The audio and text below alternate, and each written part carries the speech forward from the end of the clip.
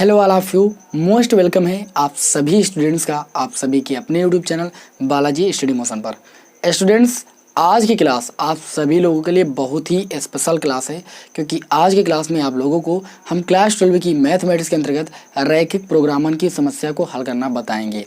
आप सभी को पता है कि प्रतिवर्ष इस चैप्टर से एक क्वेश्चन आपके बोर्ड एग्जाम में पुट ही किया जाता है और वो प्रश्न अधिकतर 5 से 8 नंबर में ही आता है। तो आप लोगों को इस टाइप के प्रश्नों को सॉल्व करने का कॉन्सेप्ट अच्छी तरीके से पता होना चाहिए, क्योंकि आपके बोर्ड एग्जाम में यदि क्वेश्चन घुमा दिया गया और आप लोगों को तरीका नहीं पता है तो आप क्वेश्चन को सॉल्व नहीं कर सकते हैं। इसलिए आपसे रिक्वेस्ट है कि आप पूरी क्लास को ध्यान से देखें। मैं आप लोगों को पूरा तरीका बताऊंगा कि किन स्टेप्स को फॉलो करके आप इन प्रश्नों को सॉल्व कर सकते हो। आप सभी को पता है कि मैं आप लोगों को कोई भी क्वेश्चन सॉल्व करने के लिए कुछ स्टेप्स बताता हूं, उन स्टेप्स की मदद से आप क्वेश्चन को तुरंत सॉल्व कर लेते हो। तो आपसे रिक्वेस्ट है आप पूरे वीडियो को ध्यान से देखिए, और यदि वीडियो आपको पसंद आए तो वीडियो को लाइक कर दीजिए, क्योंकि आपके एक लाइक से हमें मोटिवेशन मिलता है। और यदि आप हमारे चैनल पर नए हैं तो चैनल को जरूर सब्सक्राइब कर लें, बेल आइकन को प्रेस कर लें, जिससे आने वाले वीडियो की नोटिफिकेशन आपको मिलती रहे। चलिए आज की क्लास को स्टार्ट करते हैं। मैंने आपके सामने इस चैप्टर का पहला प्रश्न नोट किया है, और पहले प्रश्न को देखने से पहले मैं आप लोगों को बता दूं कि यहाँ पर जो भी क्वेश्चन दिए जाएंगे, ठीक है, आसमिकाएँ दी जाएंगी, उनको सबसे पहले आपको समीकरण रूप में परिवर्तित करना है, ग्राफ खींचना है और आपको कोणीय बिंदु ज्ञात करने हैं।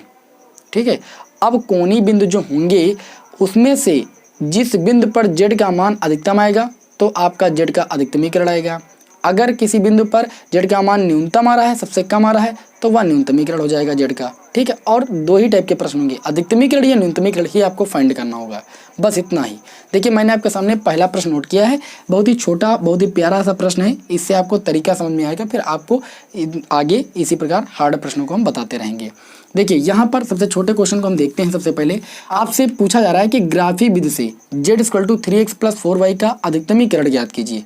देखिए यहाँ पर अधिकतमीकरण पूछा गया है, अवरोध निम्नवत हैं, आसमिकाएं आपको दी गई हैं x + y < 4, x > 0, y > 0। तो सबसे पहले स्टेप में आपको क्या करना है, सबसे पहले स्टेप में आपको जो भी आसमिकाएं दी गई हैं उनको समीकरण रूप में परिवर्तित करना है। और जब किसी आसमिका को समीकरण में परिवर्तित किया जाता है तो जहाँ पर ग्रेटर देन या लेस देन लगा होता है वहाँ पर हम बराबर का चिन्ह लगाते हैं। तो सबसे पहले देखिए आपको यहाँ पर जो आसमिका दी गई है तो उसको समीकरण में परिवर्तित करेंगे। तो यहाँ पर हम लिखेंगे कि माना समीकरण, क्या लिखेंगे, माना समीकरण। इस आसमिका को समीकरण में परिवर्तित करेंगे तो ये आपका हो जाएगा x + y < के स्थान पर हम बराबर लगा देंगे और ये इक्वल टू आपका 4 हो जाएगा। ये आपकी समीकरण बन जाएगी x = 0 और आपकी ये बन जाएगी y = 0। सबसे पहले स्टेप में आपको ये करना है। इतनी बात समझ में आ गई। फिर क्या करना है आपको, यहाँ पर क्या करना है, आपको प्रत्येक समीकरण के लिए एक टेबल बनानी है, वहाँ से आपको बिंदु ज्ञात करने हैं। ठीक है, तो हम क्या करेंगे, लिखेंगे x + y = 4 के लिए यहाँ पर हम टेबल बनाएंगे। ध्यान से देखिएगा, छोटी सी एक टेबल बनानी है आपको, यहाँ से आपको बिंदु फाइंड करने हैं। यहाँ पर लिखोगे x, यहाँ पर लिखोगे y। ठीक है, इसी प्रकार आपको जितनी भी आसमिकाएं दी जाएंगी सभी आसमिकाओं के लिए आपको टेबल बनानी है। यहाँ तो इस क्वेश्चन में अभी आपको एक ही आसमिका दी गई है, अभी मैंने आपके सामने छोटा सा क्वेश्चन लिया है जिससे आपको तरीका समझ में आ जाए। एक्स वाई लिखा, अब इस समीकरण में x के स्थान पर हम 0 पुट करेंगे तो y की वैल्यू में कितने मिलेगी, 4 मिलेगी, और y के स्थान पर 0 पुट करेंगे तो x की वैल्यू में 4 मिलेगी। इस समीकरण के लिए हमने टेबल बना लिया। इन समीकरणों के लिए हमें टेबल बनाने की कोई आवश्यकता नहीं है। जब x = 0 होगा तो वो y अक्ष पर होगा, जब y = 0 होगा तो वो आपका x अक्ष पर होगा। अब क्या करेंगे, यहाँ से आप देख रहे हो आपको दो बिंदु मिले, एक आपका मिला 0,4 और दूसरा मिला आपको 4,0। इन बिंदुओं को हम क्या करेंगे, x अक्ष और y अक्ष पर प्रदर्शित करेंगे, यानी ग्राफ खींचेंगे। तो यहाँ पर देखिए हम x अक्ष बनाएंगे, y अक्ष बनाएंगे, तो ये आपकी x अक्ष हो गई, ये y अक्ष हो गई, ये y अक्ष की ऋण दिशा हो गई, ये x अक्ष की ऋण दिशा हो गई। अब आपको देखना है जो बिंदु दिए गए हैं इसमें अधिकतम वैल्यू कितनी है, 4 है। तो आप आराम से बढ़िया खाना बना सकते हो, 1 2 3 4। ठीक है, फिर ये आपका हो जाएगा 1 2 3 4, 1 2 3 4, 1 2 3 4, ऐसे है ना, 1 2 3 4, 1 2 3 4। अब देखिए आप देख रहे हो कि पहले क्वेश्चन में आपको दो बिंदु मिले हैं 0,4, तो 0,4 कहाँ पर होगा, एक्स अक्ष पर 0 वाई अक्ष पर 4, ये आपका हो जाएगा 0,4, ये आपका पॉइंट हो गया। और दूसरा बिंदु मिला 4,0, यानी एक्स अक्ष पर 4 चलना है आपको और वाई अक्ष पर कुछ नहीं चलना है। यहाँ पर देखिए x इक्वल टू 0, हमने कहा x इक्वल टू 0 के लिए वाई अक्ष होती है, तो ये आपका हो जाएगा x इक्वल टू 0, और y इक्वल टू 0 के लिए आपकी x अक्ष होती है, यानी x 0 यहाँ पर आपका हो जाएगा। ठीक है, हमने ऐसे प्रदर्शित कर दिया। अब देखिए आपको क्या करना है, यहाँ पर जो दो बिंदु आपको मिले इस समीकरण से, इन दोनों बिंदुओं को हम क्या करेंगे, पटरी से मिला देंगे। ठीक है, देखिए मेरे पास पटरी नहीं है लेकिन आपके पास पटरी है, इसको आप पटरी के सहायता से मिला दीजिए। ठीक है, आप इस रेखा को आगे भी बढ़ा सकते हो, इसमें कोई ऑब्जेक्शन नहीं है। और इस रेखा के समीकरण को भी लिख दीजिए। समीकरण है x plus y equal to 4, तो यहाँ पर हम लिख देंगे x plus y equal to 4। ठीक है, इस रेखा का समीकरण मैंने लिख दिया। प्रदर्शित करना बहुत जरूरी है। अब हम देखेंगे कि इस रेखा के क्षेत्र में मूल बिंदु आ रहा है कि नहीं। स्टेप नंबर 3 में आपको ये करना है। स्टेप नंबर 2 में आपको क्या करना है, आपको यहाँ पर टेबल बनानी है। स्टेप नंबर 3 में आपको क्या करना है, जो आप रेखा खींच रहे हो उस टेबल से जो बिंदु मिल रहे हैं, आपको देखना है कि उस रेखा के क्षेत्र में मूल बिंदु आपका शामिल है कि नहीं शामिल है। तो ये कैसे चेक करेंगे, देखिए यहाँ पर लिखेंगे, जो आपकी आसमिका थी x plus y less than equal to 4 के लिए क्षेत्र, क्या लिखेंगे, के लिए क्षेत्र। देखिए इस रेखा के द्वारा क्षेत्र आपका बाहर की ओर भी हो सकता है, अंदर की ओर हो सकता है। तो ये चीज़ तो पहले क्लियर करें कि अंदर की ओर होगा कि बाहर की ओर, तो वो हम तभी क्लियर कर सकते हैं अगर मूल बिंदु शामिल है तो अंदर की ओर होगा, अगर मूल बिंदु नहीं शामिल तो बाहर की ओर होगा। मूल बिंदु तो आप देख रहे हो कि यहाँ पर है O 0,0। ठीक है, अब देखिए ऐसा चेक करने के लिए हम क्या करेंगे, जो आपको आसमिका दी गई है इसमें x के स्थान पर 0 पुट करेंगे, y के स्थान पर 0 पुट करेंगे, लेस देन इक्वल टू जो आपका लगा हुआ है ग्रेटर देन लेस देन उसको लगाएंगे और 4 लिखेंगे। अब यहाँ पर देखेंगे क्या ये सत्य है, हाँ तो 0 से 4 बड़ा है, ये आपका सत्य है। क्या है भाई, सत्य है। तो यहाँ पर हम लिखेंगे अतः अगर ये सत्य है तो जो मूल बिंदु है वो इस रेखा के क्षेत्र में शामिल होगा। क्या होगा, अतः मूल बिंदु, अगर असत्य होता तो नहीं शामिल होता, मूल बिंदु 0,0 क्षेत्र में शामिल है, क्षेत्र में शामिल है। अब शामिल है तो इसका मतलब इस रेखा के द्वारा जो क्षेत्र की दिशा होगी वो इधर की ओर होगी, अंदर की ओर, ऐसे। इतनी बात आप सभी को समझ में आई। अब देखिए इतना तो मैंने यहाँ पर कर लिया। इतना करने के बाद अब देखें x इक्वल टू 0 दिया है, y इक्वल टू 0 दिया गया है। यहाँ पर मैं देख रहा हूँ कि x greater than equal to 0 दिया गया है, यानी x की वैल्यू ग्रेटर होगी, यानी यहाँ पर देख रहे हो x इक्वल टू 0, यानी x की वैल्यू ग्रेटर के लिए हम ऐसे तीर लगाएंगे। y ग्रेटर के लिए हम ऊपर क्यों लगाएंगे, हमने कहा y इक्वल टू जब 0 होता है तो x अक्ष पर होता है, तो y greater than equal to 0 यानी इसकी दिशा आपकी ऊपर की ओर होगी। आप देख रहे हो इन तीनों समीकरणों के द्वारा जो कॉमन क्षेत्र घिर रहा है, ये इधर की तरफ, ये इधर की तरफ, ये इधर की तरफ, तो आप देख रहे हो आपको ये क्षेत्र कॉमन मिल रहा है, इतना। ओके, ये जो इतना क्षेत्र है ये आपका कॉमन क्षेत्र है, उभयनिष्ठ क्षेत्र है जो घिर रहा है इन तीनों आसमिकाओं के द्वारा। अब जो ये क्षेत्र घिर रहा है इनके हम कोणीय बिंदु ज्ञात करेंगे। क्या याद करेंगे, कोणीय बिंदु। कोणीय बिंदु का मतलब जिन बिंदुओं से ये आकृति घिर रही है। आप देखिए एक बिंदु तो यहाँ पर आपको पहले से ही पता है, दूसरा बिंदु यहाँ पर आपको पहले से ही पता है, और तीसरा बिंदु यहाँ पर, यानी आपको इसमें सारे बिंदु पता है, कुछ भी करने की जरूरत नहीं है। तो यहाँ पर आप लिखोगे तब कोणीय बिंदु, कौन से बिंदु भाई, कोणीय बिंदु यानी कॉर्नर पॉइंट। एक आपका हो गया 0,0, दूसरा आपका हो गया 0,4 और तीसरा आपका हो गया 4,0। इन बिंदुओं पर हम z का मान फाइंड करेंगे और देखेंगे कि किस बिंदु पर z का मान अधिकतम होता है। ठीक है, तो यहाँ पर लिखेंगे, अगली सारणी हम बनाएंगे, लिखेंगे अधिकतमीकरण के लिए सारणी। तो हम सारणी कैसे बनाएंगे, यहाँ पर देखिए ऐसे हम 2 कॉलम खींचेंगे, एक ये, इसमें आपका हो जाएगा, इसमें आपका क्या हो जाएगा, कोणीय बिंदु। ठीक, और यहाँ पर आपका हो जाएगा z इक्वल टू, समीकरण आपको दी गई थी 3x प्लस 4y, इसका हम क्या निकालेंगे, अधिकतमीकरण का अधिकतमीकरण।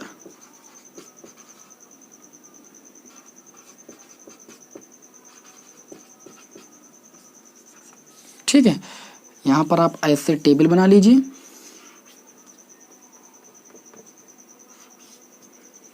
अब देखिए आपको 3 बिंदु मिले हैं, तो आप यहाँ पर 3 जो है ऐसे कॉलम बनाइए। तो ये आपका हो जाएगा 0, 0, 0, जब इस समीकरण में हम पुट करेंगे यानी इक्वल टू 0 और y इक्वल टू 0, तो आपको z इक्वल टू कितना मिलेगा, 0 मिलेगा। जब हम 0, 4 इस समीकरण में पुट करेंगे तो z की वैल्यू कितनी मिलेगी, देखिए x के स्थान पर 0, y के स्थान पर 4, 4 4 जाए कितना हो जाएगा 16। फिर हम 4, 0 पुट करेंगे, x के स्थान पर 4, 4 3 जा 12 हो जाएगा और y के स्थान पर 0, तो ये आपको मिल जाएगा 12।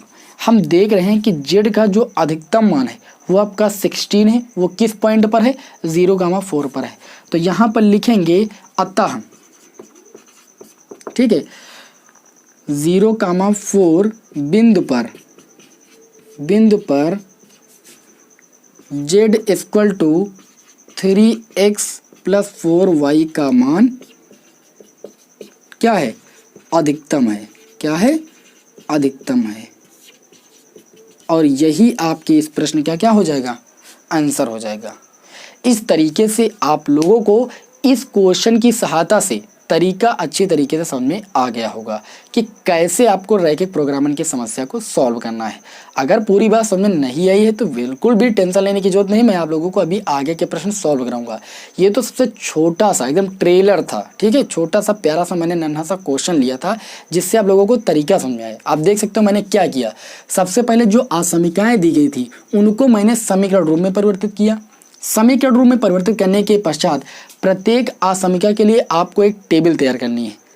देखिए यहाँ पर x equal to 0, y equal to 0, इस समीकरण के लिए आपको टेबल बनाने की कोई जरूरत नहीं। बाकी जितनी भी असमीकाएं होंगी उनको समीकरण रूप में परिवर्तित करने के बाद आपको टेबल बनानी है। टेबल से आपको बिंदु ज्ञात करने हैं, बिंदु पता हो जाएंगे, फिर उन बिंदुओं को आपको x अक्ष और y अक्ष पर प्रदर्शित करना है और उसके बाद वहाँ से जो रेखाएं होंगी, ठीक है, उन रेखाओं से आपको ये पता लगाना है कि क्षेत्र जो घिर रहा है उसमें मूल बिंदु आ रहा है या नहीं आ रहा है, मूल बिंदु शामिल है या नहीं शामिल। अगर शामिल है तो क्षेत्र इधर की ओर होगा, अगर शामिल नहीं तो क्षेत्र बाहर की ओर होगा। क्लियर इतनी बात।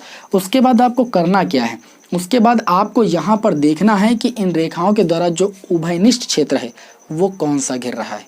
ठीक है, इतना करने के बाद तो जो क्षेत्र आपका घिर रहा है उस क्षेत्र के कोणीय बिंदु क्या है, यानी जो आपकी एरिया बन रही है, वो एरिया आपकी घिर रही है, उसका जो कोणीय बिंदु है, मतलब किन बिंदुओं के द्वारा वो गिर रही है, उन बिंदुओं को हम फाइंड करेंगे और उन बिंदुओं पर हम z इक्वल टू जो भी आपको समीकरण दिया गया उसका मान ज्ञात करेंगे। अब जिस बिंदु के लिए z का मान अधिकतम होगा वही अधिकतमीकरण हो जाएगा। अगर इस क्वेश्चन में पूछा था न्यूनतमीकरण, तो जिस बिंदु के लिए z का मान न्यूनतम हो जाता आता वही आपका क्या हो जाता, उस बिंदु के लिए न्यूनतमीकरण हो जाता। तो आई होप आप सभी लोगों को बात समझ में आ गई होगी। ठीक है, चलिए बढ़ते हैं नेक्स्ट क्वेश्चन की ओर। इसका आप स्क्रीनशॉट ले सकते हो। तो अब हम बढ़ते हैं अपने दूसरे क्वेश्चन की ओर। तो दूसरा प्रश्न मैंने आपके सामने इस चैप्टर का नोट किया है। इस प्रश्न में आपसे बोला जा रहा है कि निम्न अवरोधों के अंतर्गत z equal to 3x plus 2y का अधिकतमीकरण ज्ञात कीजिए। क्या ज्ञात करना है, अधिकतमीकरण ज्ञात करना है। और आपको असमीकाएं दी गई हैं, यानी अवरोध दिए गए हैं x plus 2y less than equal to 10, 3x plus y less than equal to 15, x comma y greater than equal to 0। ठीक है, तो क्या करेंगे, सबसे पहला स्टेप तो हमारा ये है कि जो आपको असमीकाएं दी गई हैं उनको समीकरण रूप में परिवर्तित करना है। तो यहाँ पर हम लिखेंगे, क्या लिखेंगे कि माना x प्लस 2y, यहाँ पर लेस देन इक्वल टू लगा तो यहाँ पर हम बराबर लगाएंगे और लिखेंगे 10। ठीक है, और दूसरी समीकरण हमारी हो जाएगी 3x प्लस का y इक्वल टू 15। तीसरी समीकरण हो जाएगी x इक्वल टू 0, क्योंकि यहाँ पर आप देख सकते हो कि x greater than equal to 0 है और y भी ग्रेटर देन इक्वल टू 0 है। तो चौथी समीकरण हो जाएगी y इक्वल टू 0। अब हम क्या करेंगे, फर्स्ट स्टेप में तो यही करना है कि जो आपको असमीकाएं दी गई उनको समीकरणों में परिवर्तित कर लेना है। सेकेंड स्टेप में आपको क्या करना है, सेकेंड स्टेप में आपको इन समीकरणों के लिए टेबल तैयार करनी है। तो यहाँ पर लिखेंगे x plus 2y equal to 10 के लिए टेबल यहाँ पर बनाएंगे, ठीक है। और उसके बाद लिखेंगे 3x plus y equal to 15 के लिए, ठीक है। दोनों के लिए हम क्या करेंगे, टेबल तैयार करेंगे। तो इसके लिए हम यहाँ पर टेबल बना रहे हैं, ध्यान से देखिएगा। यहाँ पर आपका हो जाएगा, देखिए x, ये आपका हो जाएगा y। यहाँ पर देखिए जब x की वैल्यू इस समीकरण में हम 0 पुट करेंगे तो 2y इक्वल टू 10, 2 से 10 को कैंसिल करेंगे 5 मिल जाएगा। यानी x इक्वल टू 0 पुट करने पर y की वैल्यू हमें 5 मिल गई। और y की वैल्यू अगर हम 0 पुट करेंगे तो x की वैल्यू में कितनी मिल जाएगी, 10 मिल जाएगी। क्लियर इतनी बात। उसके बाद इस समीकरण के लिए हम टेबल बनाएंगे। तो यहाँ पर देखिए हम टेबल बना रहे हैं इस समीकरण के लिए। छोटी सी टेबल आपको बनानी है, बहुत बड़ी नहीं बनानी है। यहाँ पर देखिए आपका हो जाएगा एक्स वाई, और यहाँ पर हम दो खाने बनाएंगे। आप देख सकते हो x की वैल्यू जब हम 0 पुट करेंगे तो 3 और 0 का मल्टीप्लाई 0 हो जाएगा, तो y इक्वल टू हमें कितनी मिल जाएगी, 50 मिल जाएगी। और y की वैल्यू जब हम 0 पुट करेंगे तो 3x इक्वल टू 15, यानी x की वैल्यू हमें 5 मिल जाएगी। इस प्रकार इस समीकरण के द्वारा हमने दो बिंदु फाइंड किए। पहला बिंदु आपका होगा 0,15, दूसरा बिंदु होगा 5,0। और इस समीकरण से हमने दो बिंदु फाइंड किए। पहला बिंदु होगा 0,5 और दूसरा बिंदु होगा 10,0, ठीक है। अब हम क्या करेंगे, इनके लिए x अक्ष और y अक्ष खींचेंगे और इन बिंदुओं को उन अक्षों पर हम प्रदर्शित करेंगे, यानी ग्राफ खींचेंगे। तो यहाँ पर देखिए हम क्या करेंगे, ग्राफ खींचेंगे। तो x अक्ष y अक्ष हमने खींच लिया। यहाँ पर थोड़ा सा फिगर हमारा छोटा रहेगा, कारण ये क्योंकि हमारे पास प्लेस कम है। तो यहाँ पर देखिए आपका ओरिजिन पॉइंट हो जाएगा 0,0, ओके। यहाँ पर देखिए आपको पॉइंट देखकर ही यहाँ पर जो है खानों को ड्रा करना है, ठीक है। यहाँ पर देखिए आपको पहला पॉइंट मिला 0,5, दूसरा मिला 10,0। यहाँ पर अधिकतम संख्या 10 है। यहाँ पर 0,15 और 5,0 यानी 15 अधिकतम संख्या है। तो हम क्या करेंगे, खाने 5-5 दूरी पर अंतराल पर बनाएंगे, यानी 5-5 के अंतराल पर खाने बनाएंगे हम। तो यहाँ पर लिखेंगे 5, 10, 15, 5, 10, 15, 5, 10, 15, 5, 10, 15। ये आपका हो जाएगा 5, 10, 15, 5, 10, 15, 5, 10, 15।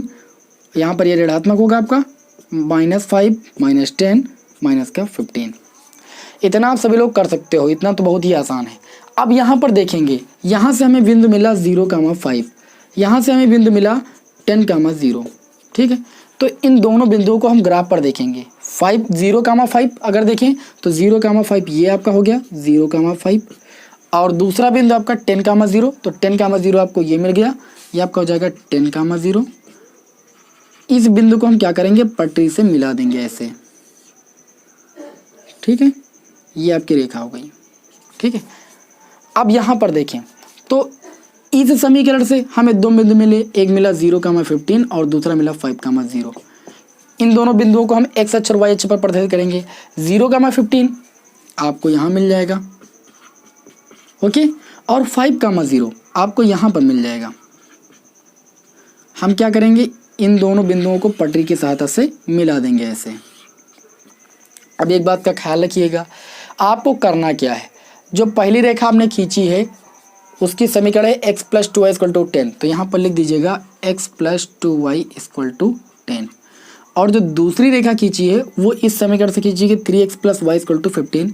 तो ये आपका हो जाएगा 3x plus y equal to 15। ये प्रदर्शित करना बहुत ज़रूरी है, ओके। आप क्या करेंगे अगले स्टेप में, हम ये देखेंगे कि जो ये आपकी आसमिका दी गई इसके क्षेत्र में मूल बिंदु शामिल है या नहीं शामिल है। फिर यही चीज़ हम सेकंड में देखेंगे। तो यहाँ पर लिखेंगे कि आसमिका x plus 2y less than equal to 10 के लिए क्षेत्र, क्या भाई, 10 के लिए क्षेत्र।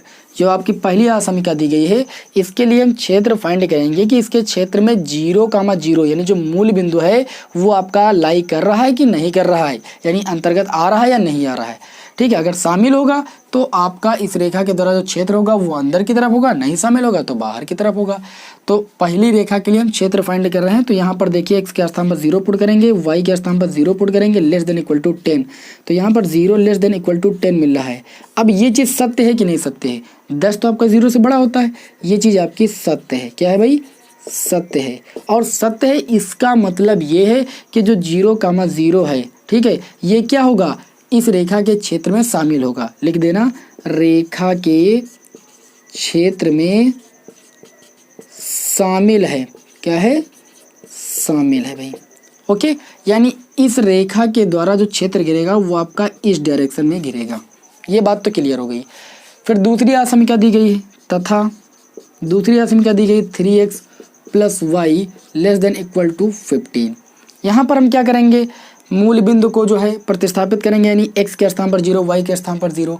तो देखेंगे कि ये समीकरण सत्य आ रही है कि नहीं आ रही है, बात सत्य सिद्ध हो रही है कि नहीं। तो x के स्थान पर 0, ये 0 हो जाएगा, 0 < 15, 0 < 15। ये बात भी यहाँ पर क्या हो रही है, सत्य है। और सत्य होने का मतलब ये है कि जो ये दूसरी रेखा है इसके द्वारा जो क्षेत्र होगा वो भी आपका अंदर की तरफ होगा, क्योंकि ओरिजिन पॉइंट जो है वो आपका लाई कर रहा है। यहाँ पर सत्य है तो इसका मतलब ये है कि 0,0 रेखा के क्षेत्र में शामिल है। क्या है भाई? शामिल है। अब इस रेखा के क्षेत्र में भी 0,0 शामिल है, तो इसकी दिशा आपकी ऐसे होगी, इसका क्षेत्र इस तरफ होगा। और दोनों के द्वारा जो उभयनिष्ठ क्षेत्र होगा, आप देख सकते हो, पूरा ऐसे खींचोगे फिर इसको ऐसे ऐसे खींचोगे तो आप देखोगे कि उभयनिष्ठ क्षेत्र आपका इतना आएगा केवल, बाकी आपका बाहर निकल जाएगा। ये जो क्षेत्र है ये आपका उभयनिष्ठ क्षेत्र होगा इन दोनों रेखाओं के द्वारा। अब आप देख रहे हो कि एक पॉइंट तो आपको मिल रहा है यहाँ पर ओरिजिन पॉइंट 0,0, दूसरा बिंदु आपको मिल रहा है 0,5, तीसरा बिंदु आपको मिल रहा है 5,0, लेकिन दोनों रेखाओं का कटान बिंदु भी आपको एक मिल रहा है। इसको अगर ए नाम दे दें, इसको ओ, इसको बी नाम दे दें, तो इसको हम सी नाम दे सकते हैं। और इस सी के निर्देशांक हमें नहीं पता है, लेकिन आपको ये पता है कि इन दोनों रेखाओं का प्रतिच्छेद बिंदु आपका ये होगा। तो इन दोनों रेखाओं को हल करेंगे और यहाँ से हमें x और y की वैल्यू मिल जाएगी। और x, y जो होगा वो इस c का क्या होगा, निर्देशांक होगा। देखिए कैसे, अब यहाँ पर आपको लिखना पड़ेगा कि इस रेखा और इस रेखा का प्रतिच्छेद बिंदु। तो यहाँ पर देखिए आपका हो जाएगा x + 2y = 10। दूसरी क्वेश्चन दी गई है 3x + y = 15। x y की वैल्यू हम फाइंड करेंगे तो हमारे पास बहुत तरीके हैं, प्रतिस्थापन विधि है, विलोपन विधि है, किसी विधि से हम x और y की वैल्यू यहाँ से फाइंड करेंगे तो इसका हमें प्रतिच्छेद बिंदु मिल जाएगा। तो देखिए यहाँ पर हम गुणांक बराबर करेंगे तो ऊपर वाली समीकरण को 3 से मल्टीप्लाई करेंगे तो ये 3x हो जाएगा, ये 3 × 2 = 6 हो जाएगा, और ये आपका 3 × 10 आपका 30 हो जाएगा। दोनों समीकरणों को घटा देंगे एक दूसरे से तो ये आपका 3x से 3x कैंसिल हो जाएगा, 6y से आपका y जाएगा, 5y बच जाएगा, और 30 से 15 जाएगा आपका, ये 15 मिल जाएगा। यानी आपको 5 × 3 = 15 होता है। y = मिल गया 3। y = अगर 3 मिल गया तो समीकरण पहले थी x + 2y = 10, तो हम y के स्थान पर 3 पुट कर देंगे तो प्लस का 2 इंटू में y के स्थान पर 3 पुट कर दिया, = आपका था 10, यहाँ पर 10 लिख दीजिए आप, ठीक है, = 10। तो x = 10, 2 × 3 = 6 उधर जाएगा, माइनस का हो जाएगा, यानी x = आपको 4 मिल जाएगा। आप देख सकते हो कि यहाँ पर x, y की वैल्यू मिल गई 4,3, यानी इस बिंदु के जो निर्देशांक होंगे वो 4,3 होंगे। ठीक है, इस तरीके से आपको इंटरसेक्शन पॉइंट निकाल लेना है। तो इंटरसेक्शन पॉइंट आपका निकल आया। अब आपको क्या करना है, आपको कोणीय बिंदु मिल गए। इन कोणीय बिंदुओं पर 4 कोणीय बिंदु आपको मिले, इन कोणीय बिंदुओं पर हमें क्या करना है, z का मान फाइंड करना है और देखना है कि किस बिंदु पर z का मान अधिकतम आता है। यहाँ पर हम क्या करेंगे, उसी तरीके से एक टेबल बनाएंगे। यहाँ पर लिखेंगे कोणीय बिंदु। क्या लिखेंगे भाई, कोणीय बिंदु। z = 3x + 2y का अधिकतमीकरण, ये आप लिख सकते हो का मान, अधिकतमीकरण। ठीक है, z = 3x + 2y का मान हम ज्ञात करेंगे इन कोणीय बिंदुओं पर। देखेंगे कि किस पर अधिकतम आता है। कोणीय बिंदु आपके कितने हो गए, पहला कोणीय बिंदु हो जाएगा 0,0, दूसरा आपका कोणीय बिंदु हो जाएगा ये a 0,5, और तीसरा आपका कितना हो जाएगा, तीसरा आपका हो जाएगा 3, दोनों रेखाओं का इंटरसेक्शन पॉइंट यानी प्रतिच्छेद बिंदु, और चौथा आपका हो जाएगा 5,0। तो कुल मिला के आपको मिल गए यहाँ पर 4 बिंदु। तो ये मैंने टेबल तैयार कर लिया यहाँ पर। अब देख सकते हो z की वैल्यू फाइंड करेंगे हम। यहाँ पर x के स्थान पर 0 पुट करेंगे, y के स्थान पर 0, तो z की वैल्यू हमें कितनी मिल जाएगी भाई, 0 मिल जाएगी। x के स्थान पर 0 और y के स्थान पर 5, तो 2 × 5 = 10, यानी z की वैल्यू हमें 10 मिल जाएगी। x के स्थान पर 4, 4 × 3 = 12, और y के स्थान पर 3, देखिए 3 × 4 = 12 और 2 × 3 = 6 और 12 आपका हो जाएगा 18, जेड इक्वल टू आपको 18 मिल जाएगा। 5 पुट करेंगे तो 3 5 जो आपका हो जाएगा 15 और यहाँ पर 0 पुट करेंगे क्योंकि 5 का हमारा 0 है तो जेड इक्वल टू आपको मिल जाएगा 15। आप देख सकते हो कि अधिकतम वैल्यू आपको मिल रही है इन दोनों रेखाओं के प्रतिच्छेद बिंदु पर। आप लिखोगे इस प्रकार, यह अतः 4,3 पर z equal to 3x plus 2y का मान अधिकतम है। क्या भाई? अधिकतम है। और ये आपके इस क्वेश्चन का आंसर हो जाएगा। इस तरीके से आप लोगों ने आज की क्लास में ये सीखा कि रैखिक प्रोग्रामन की समस्या को कैसे सॉल्व करना है। तरीके को यदि जान लिया है तो आप लोग क्वेश्चन को सॉल्व कर लोगे। कल की क्लास में इससे हम लॉन्ग टाइप के क्वेश्चनों को बताएंगे हल करना। तो आप हमारे चैनल पर बने रहें, फिर मिलेंगे आपको नेक्स्ट वीडियो में। जय हिंद, जय भारत।